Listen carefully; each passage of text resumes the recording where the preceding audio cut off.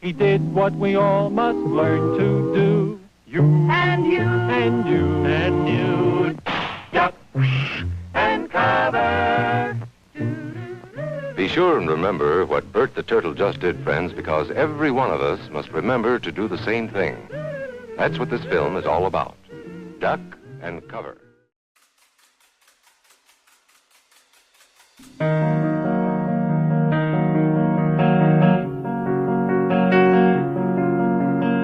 After a nuclear weapon is deployed upon a city, for the people that have not been completely incinerated by the nuclear fire or blown away by the massive follow-up pressure wave, they have entered into a new meaning of suffering and loss. Most survivors of the atomic fire will automatically be absorbing lethal amounts of radiation, which can lead to many forms of cancer, leukemia, and inevitably death. The hydrogen bombs we have today are 1,000 more times more powerful than the atomic bombs we dropped on Japan. Though never used on human targets, not yet at least, the hydrogen bomb proves to be the pinnacle of the development of nuclear weapons. Immediately after the explosion, an intense heat and pressure wave will destroy everything in its path in a radius of a few miles. An even bigger area of radiation will kill all living things in a matter of weeks or hours. Wind would then carry the radioactive ashes or fallout for miles, contaminating even more land. Cheaper to produce, since it uses hydrogen, the simplest element, significantly lighter, and considerably thousands of times deadlier than its predecessors. All life in the initial explosion radius would be removed from this world entirely. There wouldn't be much evidence of anything even living there if observed hundreds of years later. The searing heat of the explosion rivals that of the sun, severely burning or blinding everything within a few kilometers. The pressure wave that follows the initial explosion wipes away any and everything that is left standing. Skyscrapers, buildings, vehicles, foliage, life, all of these would be devastated. Lastly, salt upon the wound, radiation poisoning. In the air, in the water, sucked into the earth, it's everywhere.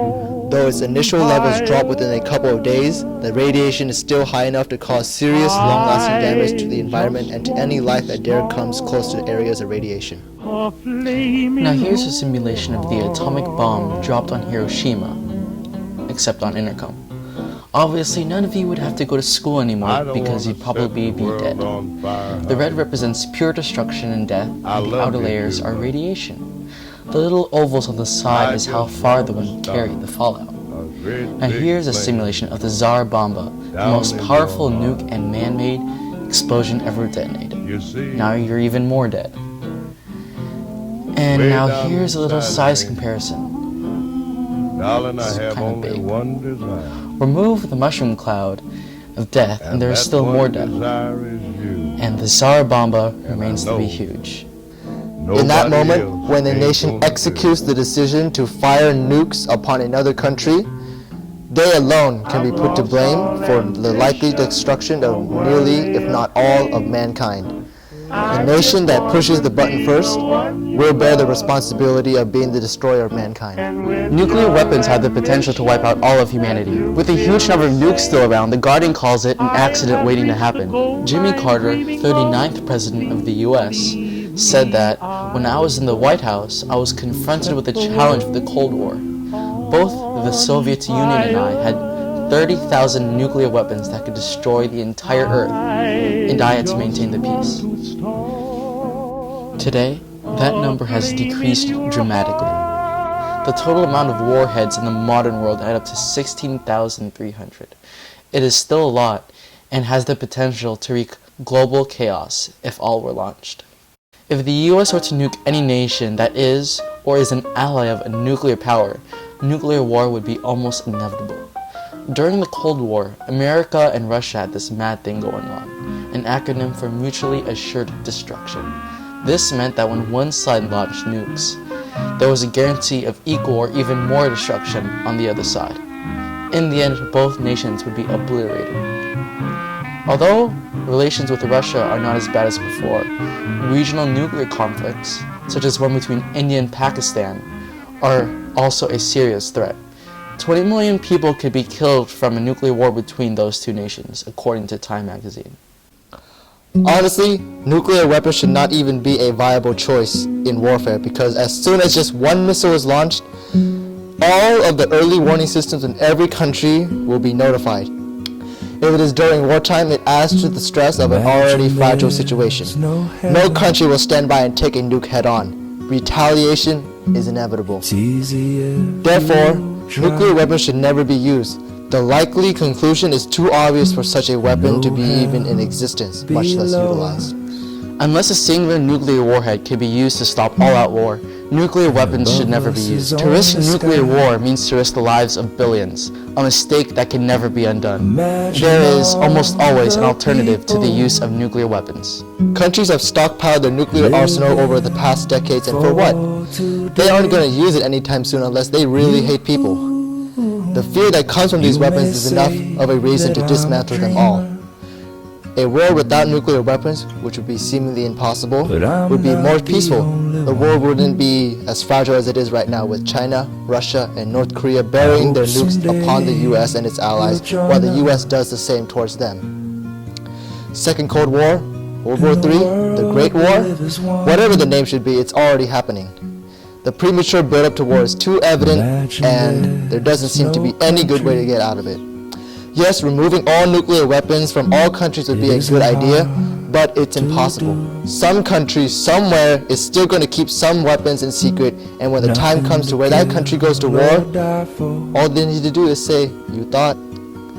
A world without nukes would be a world closer to global peace. Global Zero says, we have two alternatives: to live in a world where nuclear weapons will be used, or demand a world without them. If we don't want nuclear apocalypse, then why do we still have nuclear weapons? Although in the past, nuclear technology and weapons may have benefited us, but today is a new era. There is no longer a Cold War or a global conflict. Today, nukes are irrelevant, so why have them? A single nuclear bomb can kill millions. It is a Holocaust-level disaster in a blink of an eye. Such power should not be wielded by any one being or country. To preserve our species and our Earth, we should never use nuclear weapons to wage war. It is simply a crime against humanity.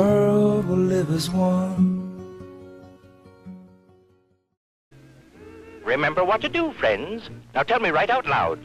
What are you supposed to do when you see the flash?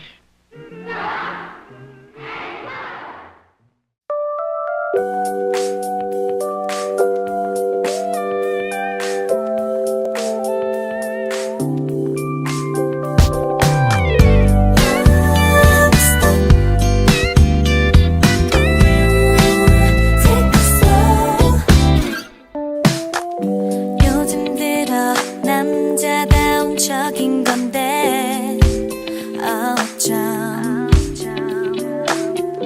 아직 어려 동생일 뿐 이랬잖아. 설마 너 갑자기 어른스런 네 말투 귀여워. 분위기만 이상했죠. 너는 이런 내가 싫겠지만 어리게만 보이는 걸. 나 있잖아. 사실 말야 쉽지 않아. 왜 자꾸만 나를 그런 눈으로 바라봐. 날 알잖아. 쉽게 맘 안 여는 사람.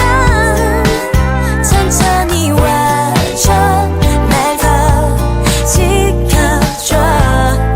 아직 난 겁이 나 되겠어. 요즘부터 잦아진 너의 연락. 어쩜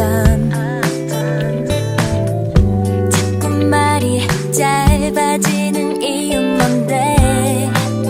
Don't know why.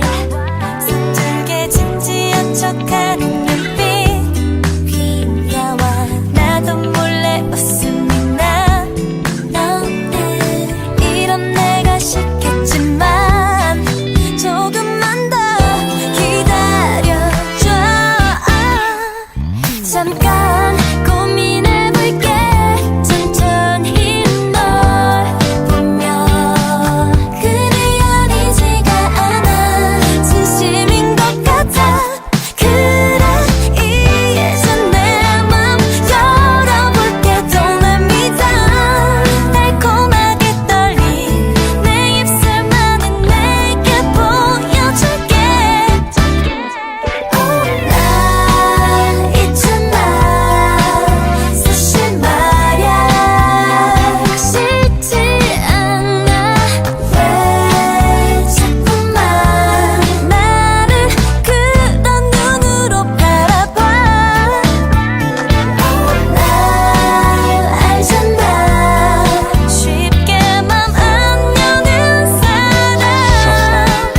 천천히 와줘 the hydrogen bombs would have to 지켜줘 I feel good!